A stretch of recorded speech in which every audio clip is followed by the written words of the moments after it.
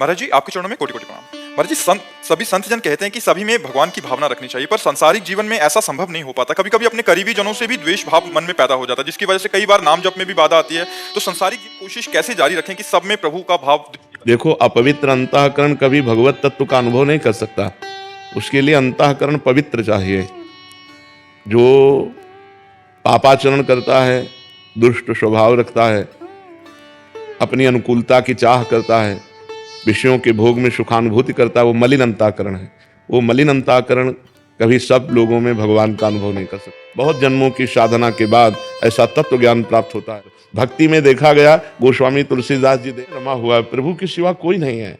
पर हमारा मलिन हृदय किसी को अपना मान लेता है, किसी को पराया मान लेता है, कहीं अनुकूलता मान लेता है, कहीं प्रतिकूलता मान लेता है। इसी को साधना के द्वारा मिटाना है। उसकी साधना है, पहला, हमारे द्वारा पापाचरण नहीं होना चाहिए। जो धर्म विरुद्ध आचरण है उनका त्याग करके फिर नाम जप खूब अधिक से अधिक करो, तो आपके अंदर प्रभाव बढ़ेगा। अब पापाचरण भी कर रहे हो, नाम जप भी कर रहे हो, तो अनुभव में नहीं आने वाला। जब विशुद्ध मार्ग भगवान का हम चयन करते हैं तो ये सब पापाचरण, अधर्माचरण, भूल ही न दे कुमार्ग पाऊं, गंदी बातें, गंदे आचरण, गंदा दृश्य, गंदा सुनना, ये सब त्याग दो और नाम जप करो। तो फिर आपको सब में भगवान की अनुभूति होने लगेगी कि सब में भगवान विराजमान है।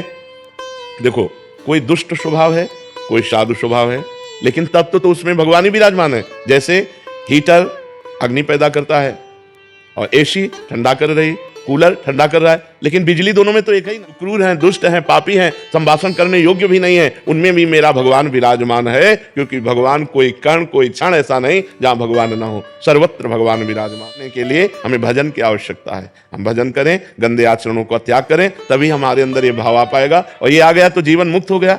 सर्वत्र भगवत बुद्धि हो गई तो वो जीवन मुक्त हो गया। अब उसे कुछ करना थोड़ी बाकी है। वो आवागमन के चक्र से मुक्त हो गया। जो सर्वम खलविदम ब्रह्म वासुदेवास्वरमिति ईशावास्यमिदं सर्वम यत्किंच जगत्याम जगत, जो कण कण में भगवान का दर्शन कर रहा है, इससे बड़ा महापुरुष कौन हो सकता है? समात्मा से दुर्लभा। मर्जी दर्शन कर रहे हैं, बट फिर बर्तन कैसे करना है? बर्ताव ऐसे ही होगा, पत्नी के साथ पत्नी जैसा, बहन के साथ बहन जैसा, माँ के साथ माँ जैसा, बेटी के साथ बेटी जैसा। दर्शन है, बर्तन एक जैसा नहीं हो सकता।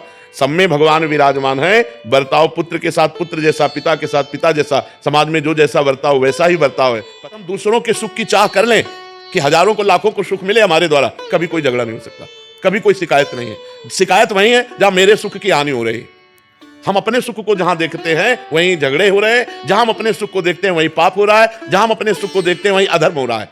धर्म, निष्पापता, निर्वैरता इस सर्व सुख में है। सब समाज में जितनी द्वंद्व है, जितने झगड़े हैं, जितने पाप हैं, वो सब इसी के कारण हो रहे हैं। जो विकास नहीं हो रहा बुद्धि का विकास। और अगर दूसरों को सुख मिलेगा तो मेरे को सुख तो मिलेगा ही, अपने आप मिलेगा, क्योंकि वो लौट करके हमारे पास ही आएगा। अगर हम तुम्हें दुख देना चाहते हैं तो लौट कर हमारे पास आएगा। जो हम देना चाहते हैं वो हमारे पास लौट के आएगा। ये सिद्धांत है। अगर हम आपको सुख देना चाहते हैं तो सुख लौट के आएगा, और दुख देना चाहते हैं तो दुख लौट के हम ही को प्राप्त होगा। तो समवर्तन तो हो ही नहीं सकता, समदर्शन हो सकता है।